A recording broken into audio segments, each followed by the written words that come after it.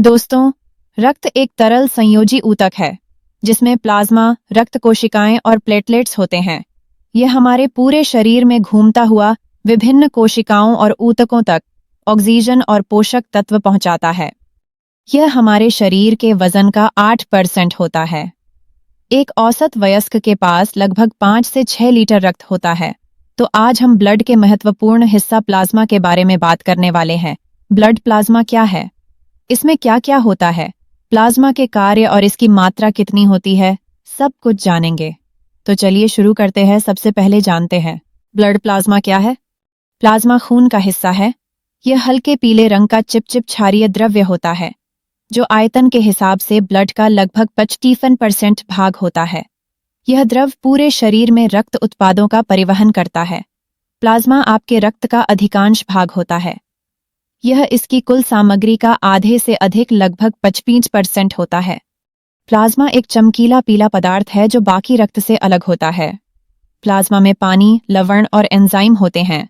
Plasma का मुख्य कार्य पोषक तत्वों, हार्मोन और प्रोटीन को शरीर के उन हिस्सों तक पहुंचाना है जिनकी उन्हें जरूरत है। प्लाज्मा में क्या क्या होता है? जैसा कि हमने पहले ही बताया है, प्लाज्मा ब्लड का 55% भाग होता है और प्लाज्मा में लगभग 95% पानी होता है और 5% प्रोटीन होता है, जिसमें serum, albumin, globulin and fibrinogen होता है। चलिए अब जान लेते हैं प्लाज्मा क्या क्या कार्य करती है। प्लाज्मा का कार्य क्या है?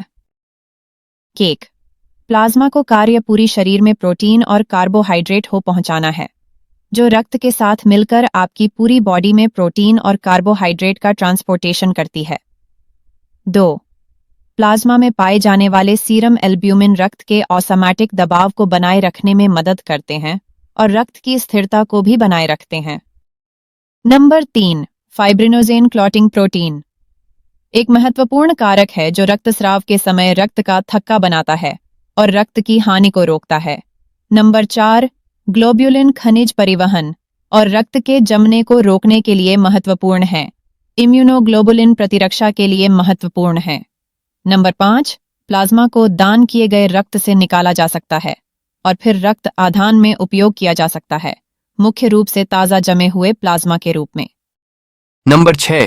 प्लाज्मा सेलुलर चयापचय द्वारा प्राप्त अपशिष्ट उत्पादों को फेफड़ों, यकृत और गुर्दे तक पहुंचाने में मदद करके उत्सर्जन की प्रक्रिया में भी मदद करता है। नंबर 7. यह रक्त कोशिकाओं के लिए एक माध्यम के रूप में कार्य करता है और रक्तचाप को भी बनाए रखता है। नंबर 8. यह पूरे शरीर में गर्मी वितरित करने में मदद करता है, इस प्रकार शारीरिक होम्योस्टैसिस को बनाए रखता है। नंबर 9.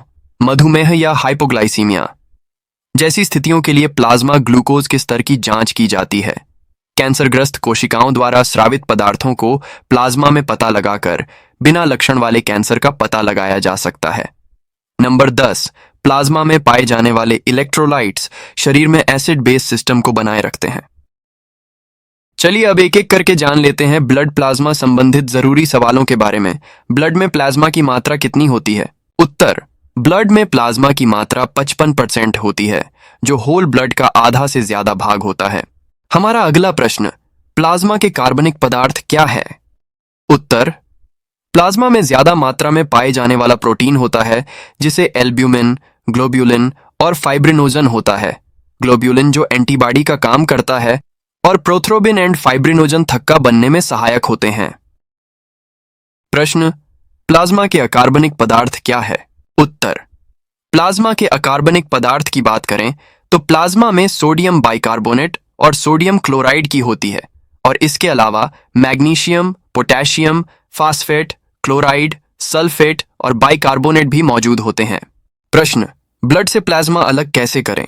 उत्तर: ब्लड से प्लाज्मा को अलग करने के लिए आपको सेंट्रीफ्यूज मशीन की आवश्यकता होगी या फिर ब्लड को क्लॉट करना होगा, जिससे ब्लड का लिक्विड यानी कि तरल भाग ऊपर आ जाएगा, जिसे हम प्लाज्मा कहते हैं।